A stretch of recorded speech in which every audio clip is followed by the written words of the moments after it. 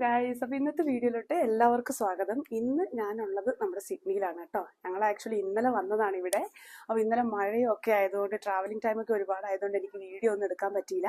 അപ്പം ഇന്ന് ഞങ്ങൾ ഇവിടെ ഓൾറെഡി സ്റ്റേ ചെയ്ത് മോർണിംഗ് നമ്മൾ ഇറങ്ങിയിരിക്കുകയാണ്. അപ്പം നമ്മൾ ഓരോരോ സ്ഥലത്ത് ചെല്ലുമ്പോൾ ആ സ്ഥലങ്ങളെ പറ്റിയൊക്കെ പറഞ്ഞ് ഞാൻ പറഞ്ഞതുപോലെ തന്നെ തലേ ദിവസം ഏർലി മോർണിംഗ് 4:30 ഒക്കെ ആയപ്പോഴാണ് ഞങ്ങളുടെ ജേണി ഞങ്ങൾ സ്റ്റാർട്ട് ചെയ്യുന്നത്.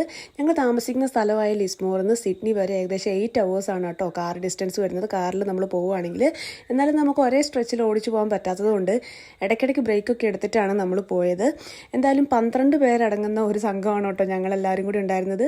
സോ അതുകൊണ്ട് വലിയൊരു വണ്ടിയൊക്കെ ബുക്ക് ചെയ്താണ് നമ്മൾ പോയത്. അങ്ങനെ ഏകദേശം ഒരു ഉച്ച കഴിഞ്ഞപ്പോഴത്തേക്കുമാണ് ഞങ്ങൾ അവിടെ എത്തിയത്. അത്യാവശ്യം നല്ല ബ്രേക്കൊക്കെ എടുത്തതുകൊണ്ട് തന്നെ 8 hours പകരം കുറച്ച് 2-3 മണിക്കൂർ എക്സ്ട്രാ ആയി. അങ്ങനെ ഞങ്ങൾ രാത്രിക്കത്തേക്കുള്ള ഭക്ഷണമൊക്കെ ടേക്ക് അവേ ഒക്കെ എടുത്തിട്ടാണ് ഞങ്ങൾ ബുക്ക് ചെയ്ത അപ്പാർട്ട്മെൻറ്റിൽ എത്തുന്നത്. അത്യാവശ്യം ബഡ്ജറ്റ് ഫ്രണ്ട്ലി ആയിട്ടുള്ള ഒരു അപ്പാർട്ട്മെൻ്റ് ആയിരുന്നു കേട്ടോ ഇത്. ഒരു 5-6 ബെഡ്റൂമും അതുപോലെ കിച്ചണും ബാക്ക് യാർഡും സ്വിമ്മിംഗ് പൂളും 2 ടോയ്ലറ്റും 2 ബാത്റൂമും ഒക്കെ അടങ്ങിയ ഒരു അടിപൊളി അക്കോമഡേഷൻ തന്നെ ആയിരുന്നു ഇത്. ഞങ്ങൾക്ക് എല്ലാവർക്കും ഇഷ്ടപ്പെട്ടു ഈ അക്കോമഡേഷൻ. നല്ല കംഫർട്ടബിൾ ആയിരുന്നു, നല്ല കാം ആൻഡ് ക്വയറ്റ് എൻവയോൺമെൻ്റ് ആയിരുന്നു. ചുറ്റുമുള്ളതൊക്കെ റെസിഡൻഷ്യൽ ഏരിയ ആയതുകൊണ്ട് തന്നെ ഒരുപാട് ഒച്ചപ്പാടും ബഹളവും ഒന്നുമില്ല. നല്ലൊരു ഏരിയയിലും കൂടിയായിരുന്നു ഈ ഒരു അപ്പാർട്ട്മെൻറ്റ് നമുക്ക് കിട്ടിയത്. ഇതൊരു ലോങ് ജേണി ആയതുകൊണ്ട് എല്ലാവരും നല്ല ടയേർഡായിരുന്നു. അതുകൊണ്ട് അന്നത്തെ ദിവസം രാത്രി എല്ലാവരും നന്നായിട്ട് റെസ്റ്റൊക്കെ എടുത്ത് ഞങ്ങൾ രാവിലെ ഒരു 9 മണിയൊക്കെ ആയപ്പോഴത്തേക്കും അന്നത്തെ ഫസ്റ്റ് ഡേ ട്രിപ്പ് പ്ലാൻ ചെയ്ത് ഇറങ്ങിയിരിക്കുകയാണ്. അപ്പം ആളുകളെയൊക്കെ ഒന്ന് പരിചയപ്പെടാം കേട്ടോ, ഞങ്ങളുടെ കൂടെയുള്ളവരെ. നിങ്ങൾ ആദ്യം കണ്ടത് അജിപ്പാനും രേഷ്മയാണ്. എൻ്റെ വീഡിയോ കാണുന്ന എല്ലാവർക്കും അറിയാമായിരിക്കും. പിന്നെ ഇത് അനൂപയുടെ 3 പിള്ളേരെയാണ് നിങ്ങൾ കാണുന്നത്. ഇത് ഹാലി, പുറയിൽ കണ്ടത് ഡിയോ, പിന്നെ ഇപ്പുറത്തുള്ളത് മേരീസ്, പിന്നെ ഞങ്ങളുടെ പപ്പയും അമ്മയും ഉണ്ടായിരുന്നു, പിന്നെ കുട്ടിയും, പിന്നെ ആദ്യം കണ്ട അനൂപയുടെ ഹസ്ബൻഡ് മാക്സൻഡ്രോ ആണ് അത്. അങ്ങനെ ഞങ്ങൾ 3 ഫാമിലിയാണ് കേട്ടോ ഈ ഒരു പരിപാടി അറേഞ്ചൊക്കെ ചെയ്ത് വന്നിട്ടുള്ളത്. എന്തായാലും ആദ്യം ഞങ്ങൾ പോകുന്നത് ഒരു മ്യൂസിയം കാണാൻ വേണ്ടിയിട്ടാണ് കേട്ടോ.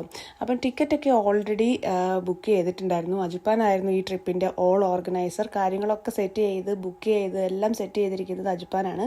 അപ്പോൾ എന്തായാലും ഞങ്ങൾ എവിടെ പോയാലും ഇടയ്ക്കിടയ്ക്ക് ഒരു ബ്രേക്കൊക്കെ എടുത്തിട്ടേ പോവുള്ളൂ. അപ്പോൾ ഇടയ്ക്ക് വെച്ച് ഒരു ഫ്രൂട്ട്സ് സെല്ല് ചെയ്യുന്ന കണ്ടപ്പം ഒന്ന് നിർത്തി മേടിച്ച് നമ്മൾ വണ്ടി പിന്നെയും നമ്മുടെ ഡെസ്റ്റിനേഷനിലോട്ട് ഇട്ടേക്കാണ്. ഇപ്പോൾ നമ്മൾ വന്നിട്ടുള്ളത് ഞാൻ പറഞ്ഞ ആ മ്യൂസിയത്തിലാണ് കേട്ടോ. ഈ മ്യൂസിയത്തിൻ്റെ പേര് Bradman museum the international cricket hall of fame എന്നാണ് കേട്ടോ. അതായത് ക്രിക്കറ്റുമായിട്ട് സംബന്ധിച്ച ഒരു മ്യൂസിയമാണ് ഇപ്പോൾ നിങ്ങൾ കണ്ടുകൊണ്ടിരിക്കുന്നത്. ഇതിൻ്റെ എൻട്രൻസ് ആണ് കേട്ടോ ഇപ്പോൾ കാണുന്നത്. അപ്പോൾ എല്ലാവരും കയറിക്കൊണ്ടിരിക്കുകയാണ്. അഡൽറ്റിന് മാത്രമാണ് ഇവിടെ ഫീ ഉണ്ടായിരുന്നത്, കുട്ടികൾക്ക് ഫ്രീ ആയിരുന്നു. എന്നാലും കയറുന്നതിന് മുമ്പ് ഫിയ ബേബിൻ്റെ ഒരു ഫോട്ടോഷൂട്ടൊക്കെ നടത്തിയിട്ടാണ് കേട്ടോ കയറിയത്. ഇപ്പം നിങ്ങൾ കണ്ടുകൊണ്ടിരിക്കുന്നത് ഈ ഒരു മ്യൂസിയത്തിൻ്റെ റിസപ്ഷൻ ഏരിയ ആണ് കേട്ടോ. അവിടെ കുറേ സാധനങ്ങളൊക്കെ വിൽക്കാനും ഒക്കെ ആയിട്ട് വെച്ചിട്ടുണ്ട്. പിന്നെ ഇവിടുത്തെ ഈ ഒരു മ്യൂസിയം എന്ന് വെച്ചാൽ ഫുള്ളി ഇൻഫർമേറ്റീവ് ആണ്. ക്രിക്കറ്റിനോട് ഒരുപാട് താല്പര്യമുള്ള ആളുകളൊക്കെ ആണെങ്കിൽ ഇത് ഭയങ്കര ഇൻട്രസ്റ്റിംഗ് ആയിരിക്കും അവർക്ക്. അപ്പോൾ ഈ മ്യൂസിയം നിർമ്മിച്ചിട്ടുള്ളത് ഓസ്ട്രേലിയയിലെ ഫേമസ് ആയിട്ടുള്ള ഒരു ക്രിക്കറ്റർ ഉണ്ടായിരുന്നു. എന്താ പറയുക, ഒരു ക്രിക്കറ്റിംഗ് ഹീറോ എന്ന് തന്നെ പറയാം. ഓസ്ട്രേലിയയിലെ ഡൊണാൾഡ് ബ്രാഡ്മൻ എന്നാണ് ഇയാളുടെ പേര്. അപ്പോൾ അയാളുടെ ഓർമ്മയ്ക്കായിട്ട് നിർമ്മിച്ചിട്ടുള്ള ഒരു മ്യൂസിയമാണ് ഇത്. ഈ മ്യൂസിയം സ്റ്റാർട്ട് ചെയ്തിരിക്കുന്നത് 1980 മുതലാണ്. എന്നിരുന്നാലും ഈ ഒരു എക്സിബിഷനും ഈ ഒരു ബിൽഡിങ്ങും ഒക്കെ സ്റ്റാർട്ട് ചെയ്തിട്ടുള്ളത് 2010 മുതലായിട്ടാണ്. എന്തായാലും ഒരുപാട് ഇൻഫർമേഷൻസ് ഇവിടെ ഉണ്ട്. അങ്ങനെ ഈ ഒരു മ്യൂസിയം കണ്ടുകൊണ്ടിരിക്കുമ്പോഴാണ് ഓസ്ട്രേലിയക്ക് മാത്രമല്ല ഇന്ത്യക്കും നമ്മുടെ ക്രിക്കറ്റിൽ എന്തുമാത്രം, അല്ലെങ്കിൽ ഈ ക്രിക്കറ്റിൻ്റെ ഒരു ഒറിജിനലും ക്രിക്കറ്റിൽ എന്തുമാത്രം ഇന്ത്യക്ക് ഒരു സ്ഥാനം ഉണ്ടെന്ന് ഈ മ്യൂസിയം കണ്ടിറങ്ങുമ്പോൾ മനസ്സിലാവും. അങ്ങനെ ഞാൻ തേടിക്കൊണ്ടിരുന്ന ആളെ ഇതേ കണ്ടെത്തിയിട്ടുണ്ട്. സച്ചിൻ്റെ ഫോട്ടോ ആണ് കേട്ടോ ഈ കാണുന്നത്. സച്ചിൻ ഇല്ലാതെ എന്തൊരു ക്രിക്കറ്റ് അല്ലേ. എന്തൊക്കെ പറഞ്ഞാലും ക്രിക്കറ്റ് എന്ന് പറയുമ്പോൾ നമ്മുടെ നാട്ടുകാർക്ക്, ഇന്ത്യക്കാർക്ക് ഏറ്റവും കൂടുതൽ മനസ്സിലോട്ട് ഓടി വരുന്നത് സച്ചിൻ്റെ മുഖമായിരിക്കും. ഇവിടെയായിട്ട് എല്ലായിടത്തും സച്ചിൻ്റെ പടമുണ്ട്. അപ്പം സച്ചിൻ ഒഴിച്ചുകൂടാൻ പറ്റാത്തൊരാളാന്നുള്ളതിൽ ഡൗട്ടൊന്നുമില്ല. അങ്ങനെ ഓരോ കാര്യങ്ങളെ പറ്റിയും ഇവിടെ എല്ലാവിധ ഇൻഫർമേഷനും ഉണ്ട്. എങ്ങനെയാണ് ക്രിക്കറ്റ് സ്റ്റാർട്ട് ചെയ്തത്, ഏത് രാജ്യത്താണ് സ്റ്റാർട്ട് ചെയ്തത്, ഏതൊക്കെ രാജ്യങ്ങളിലാണ് ക്രിക്കറ്റിൽ വലിയൊരു ഹ്യൂജ് ആളുകൾ, നല്ല കളിക്കാരുള്ളതും അല്ലെങ്കിൽ ഒത്തിരി സപ്പോർട്ടുള്ളതും ഒക്കെ ഏതൊക്കെ രാജ്യങ്ങളിലാണ്. അങ്ങനെ ഓരോ കാര്യങ്ങളെപ്പറ്റി ഇവിടെ പറഞ്ഞിട്ടുണ്ട്. ഇപ്പോൾ ഒറിജിൻ ഓഫ് ദ ഗെയിം എന്നും പറഞ്ഞിട്ട് അവിടെ കുറേ ഇൻഫർമേഷനൊക്കെ കൊടുത്തിട്ടുണ്ട്. അതിനകത്ത് പറയുന്നത് ഈ ക്രിക്കറ്റ് എന്ന് പറഞ്ഞൊരു ഗെയിം തുടങ്ങിയിട്ടുള്ളത് ഇംഗ്ലണ്ടിലാണ് കേട്ടോ. അങ്ങനെ ഇംഗ്ലണ്ടിൽ ഇംഗ്ലണ്ടിൽ ഷെപ്പേർഡ്സ് സ്റ്റാർട്ട് ചെയ്ത ഒരു കളിയാണിത് ഒരുപാട് വർഷങ്ങൾക്ക് മുമ്പ്. അപ്പോൾ അതിനുശേഷം അതിങ്ങനെ ഡെവലപ്ഡായി ആണ് ഇപ്പോൾ കാണുന്ന ക്രിക്കറ്റ് ആയിട്ടുള്ളത്. അപ്പം പണ്ടുകാലത്ത് ഉപയോഗിച്ചിരുന്ന ക്രിക്കറ്റ് ബോളുകളും അതുപോലെ ക്രിക്കറ്റ് ബാറ്റുകളും അവരുടെ യൂണിഫോംസും ഒക്കെ ഇവിടെ അവർ എക്സിബിറ്റ് ചെയ്തിട്ടുണ്ട്. അതുപോലെ തന്നെ വർഷങ്ങൾക്ക് മുൻപേ ഇവർ ക്രിക്കറ്റ് കളിക്കാൻ വേണ്ടിയിട്ട് അവർ ഡ്രസ്സൊക്കെ ചേഞ്ച് ചെയ്യുന്നത്, അതായത് ഡ്രസ്സിങ് റൂമൊക്കെ അവർ അതുപോലെ അവിടെ എന്താ പറയുക റീക്രിയേറ്റ് ചെയ്ത് വെച്ചിട്ടുണ്ട്. അവരുടെ പണ്ടത്തെ ജേഴ്സികളൊക്കെയാണ് അവിടെ തൂക്കിയിട്ടിട്ടുള്ളത്. അതുപോലെ തന്നെ അവിടെ ഒരു സ്റ്റാച്ചു ഉണ്ട്. ആ സ്റ്റാച്ചു കണ്ട ഭയങ്കര റിയൽ ആയിട്ട് തോന്നും കേട്ടോ. ഞാൻ കരുതിയത് അവിടെ ആരോ ഇരിക്കുന്നതാണ്, ഏതോ സെക്യൂരിറ്റി ഇരിക്കുന്നതാണെന്നാണ് ഞാൻ ശരിക്കും വിചാരിച്ചത്. പക്ഷേ നമ്മൾ അടുത്ത് ചെന്ന് നോക്കുമ്പോഴാണ് മനസ്സിലാവുന്നത് അതൊരു സ്റ്റാച്ചു ആണ്. അത് അവരുടെ യൂണിഫോമോട് കൂടെ ഇരിക്കുന്ന ഒരു സ്റ്റാച്ചു ആണ് കേട്ടോ. ഫിയ ബേബി ഒന്ന് ചെന്ന് ഷെയ്ക്കാൻ്റെയൊക്കെ കൊടുത്ത് വന്നതാണ്. ഫിയ ബേബി ആദ്യം വിചാരിച്ചത് അത് ശരിക്കും ആളാണെന്ന് കേട്ടോ. ഞങ്ങൾ വരെ തെറ്റിദ്ധരിച്ചപ്പോൾ പിന്നെ എന്തായാലും ഫിയ അങ്ങനെയല്ലേ ചിന്തിക്കുള്ളൂ. എന്തായാലും ഇഷ്ടം പോലെ ഇൻഫർമേഷൻസ് ഉണ്ട്. ഇത് ഒക്കെ വായിച്ച് തീരണമെങ്കിൽ എനിക്ക് തോന്നുന്നു ഒരു 1.5 മണിക്കൂറെങ്കിലും അവിടെ സ്പെൻഡ് ചെയ്താലേ എല്ലാം വായിച്ച് തീരാൻ പറ്റുള്ളൂ. നമ്മളങ്ങനെ എല്ലാം ഒന്നും വായിച്ചിട്ടില്ല. എന്തായാലും ഓവറോൾ അടിപൊളി ഒരു എക്സ്പീരിയൻസ് ആയിരുന്നു കേട്ടോ. ഇതിപ്പോൾ കണ്ടുകൊണ്ടിരിക്കുന്ന ഒരു തിയേറ്ററാണ്. ഈ തിയേറ്ററിൽ അത്യാവശ്യം ഇരിക്കാനുള്ള സീറ്റുകളൊക്കെ ഉണ്ട്. ആ ഒരു സ്ക്രീനിൽ കാണിച്ചുകൊണ്ടിരിക്കുന്നത് ഇവിടുത്തെ ഈ ക്രിക്കറ്റിനെ പറ്റിയുള്ള അതിൻ്റെ ഒറിജിനും അതിൻ്റെ ഹിസ്റ്ററിയും കാര്യങ്ങളൊക്കെയാണ്. ഈ കണ്ടുകൊണ്ടിരിക്കുന്ന ഫ്ലാഗുകളാണ് കേട്ടോ പല രാജ്യത്തിൻ്റെ ക്രിക്കറ്റിൽ മുന്നിട്ട് നിൽക്കുന്ന രാജ്യങ്ങളുടെ ഫ്ലാഗ്സുകളാണ് നിങ്ങളിപ്പോൾ കണ്ടത്. എന്തായാലും അതിൽ നടുക്ക് തന്നെ ഇന്ത്യയുടെ ഫ്ലാഗും ഉണ്ടായിരുന്നു. അതുപോലെ തന്നെ ഇപ്പോൾ നിങ്ങൾ കണ്ടുകൊണ്ടിരിക്കുന്ന ഇന്ത്യയുടെ പണ്ടത്തെ ജേഴ്സിയാണ് കേട്ടോ.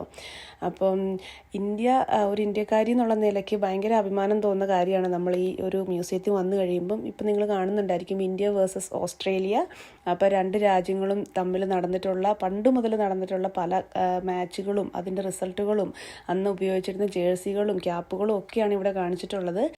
ഈ ഒരു മ്യൂസിയം വിസിറ്റ് ശരിക്കും ഇൻട്രസ്റ്റിംഗ് ആക്കിയത് ശരിക്കും ക്രിക്കറ്റിൽ അല്ലെങ്കിൽ ഇന്ത്യക്ക് ക്രിക്കറ്റിലുള്ള ആ ഒരു ഇൻവോൾവ്മെൻറ്റ് അല്ലെങ്കിൽ അവർക്കുള്ളൊരു സ്ഥാനം ഉള്ളതുകൊണ്ടാണ് കേട്ടോ നമുക്കിത് ഇത്രയും താല്പര്യത്തോടു കൂടെ നോക്കാൻ പറ്റുന്നത്. കാരണം എങ്ങോട്ട് തിരിഞ്ഞാലും ഇന്ത്യയുടെ ഒരു ഇൻവോൾവ്മെൻറ്റ് എല്ലായിടത്തും ഉണ്ട്.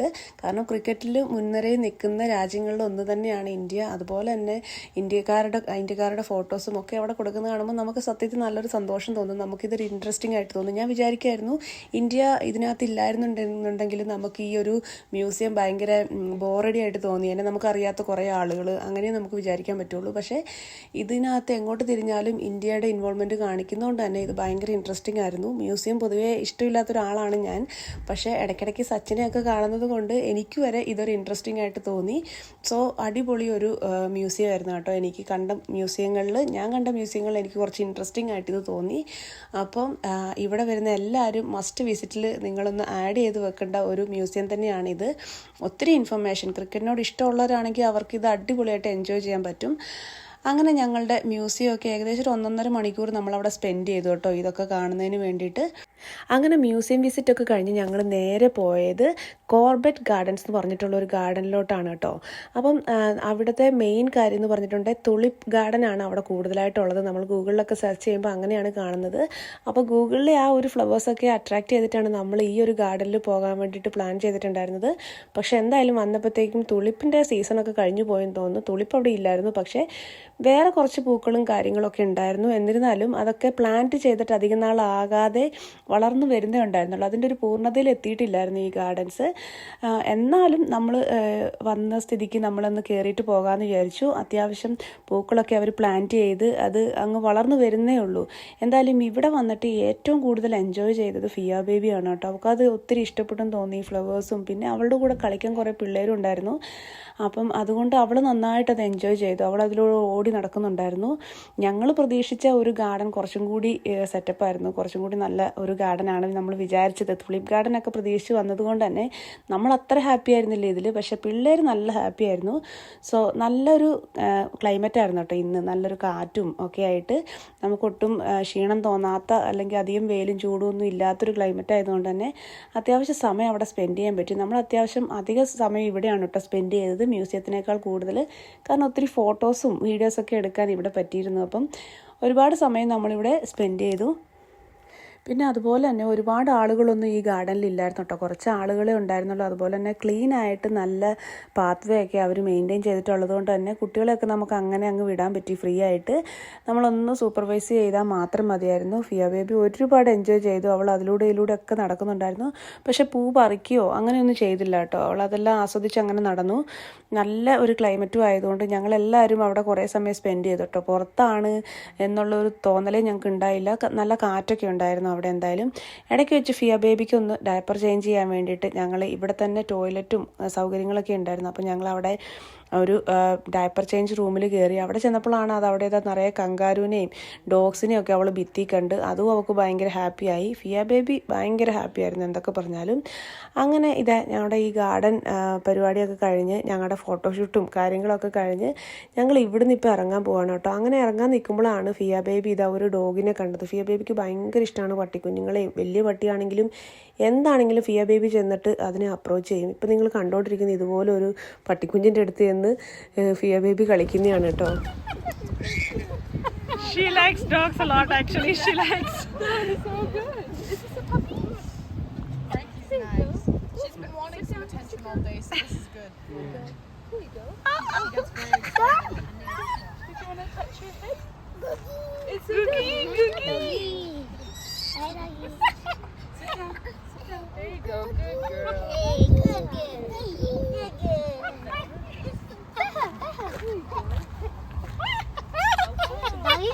Doggy con thảo con. She's thảo đó. Sit down.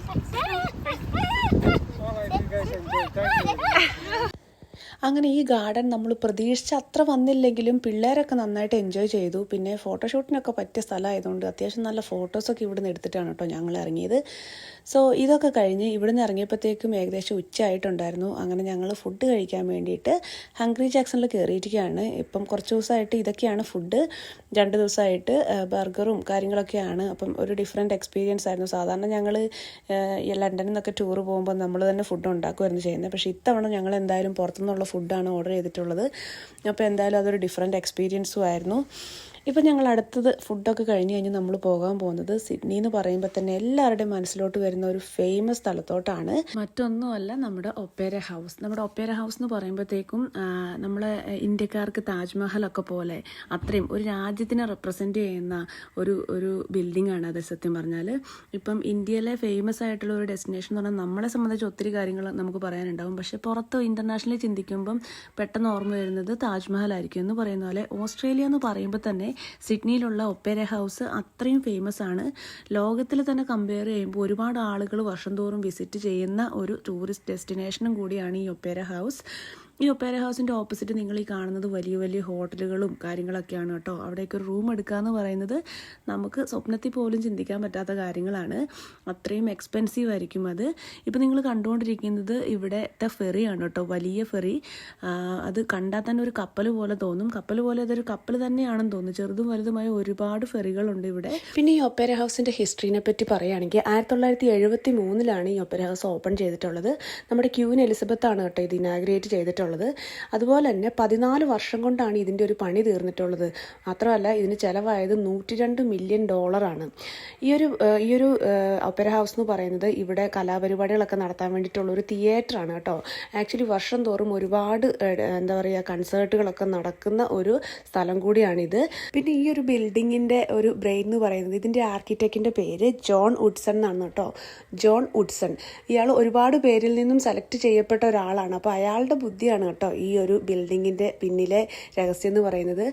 ഈ ഒരു ബിൽഡിങ്ങിൻ്റെ ആകെ ഉയരം എന്ന് പറയുന്നത് 67 മീറ്ററാണ് കേട്ടോ. അതുപോലെ തന്നെ ഇത് ഉണ്ടാക്കിയിരിക്കുന്നത് ഗ്ലാസ് കൊണ്ടും ഗ്രാനൈറ്റ് കൊണ്ടൊക്കെയാണ്. ഇതിൻ്റെ റിഫ്ലക്ഷനാണ് കേട്ടോ നിങ്ങൾ കണ്ടുകൊണ്ടിരിക്കുന്നത്. എന്തൊരു ഭംഗിയാണെന്നറിയാം ഇത് കാണാൻ. ശരിക്കും ഗ്ലാസ് പോലെ തന്നെ അത്രയ്ക്കും ഭംഗിയാണ്. ഇവിടെ വരുന്നവർ മസ്റ്റായിട്ട് വിസിറ്റ് ചെയ്യേണ്ട ഒരു സ്ഥലം തന്നെയാണ് ഒപ്പേര ഹൗസ് എന്ന് പറയുന്നത്. എനിക്ക് ഞങ്ങളുടെ സിഡ്നി ട്രിപ്പിൽ ഏറ്റവും കൂടുതൽ ഇഷ്ടപ്പെട്ട ഒരു ഡെസ്റ്റിനേഷൻ എന്ന് പറയുന്നത് ഒപ്പേര ഹൗസ് ആണ്. ഇത് മസ്റ്റാണ്. എന്താ പറയുക ഭയങ്കരമായിട്ട് വൃത്തിയായിട്ടുള്ള ഒരു വിസിറ്റാണ് ഇവിടെ. ഒരുപാട് ആളുകളുണ്ട്. ഒരുപാട് സന്തോഷം തോന്നും നമുക്കിത് കാണുമ്പം. അത്രയ്ക്കും എക്സൈറ്റ്മെൻറ്റോട് കൂടെ നമുക്ക് കണ്ട് തീർക്കാൻ പറ്റിയൊരു സ്ഥലമാണ്. അപ്പം ഇതൊക്കെയായിരുന്നു കേട്ടോ ആദ്യത്തെ ദിവസത്തെ ഞങ്ങളുടെ ടൂർ പ്ലാനും കാര്യങ്ങളൊക്കെ.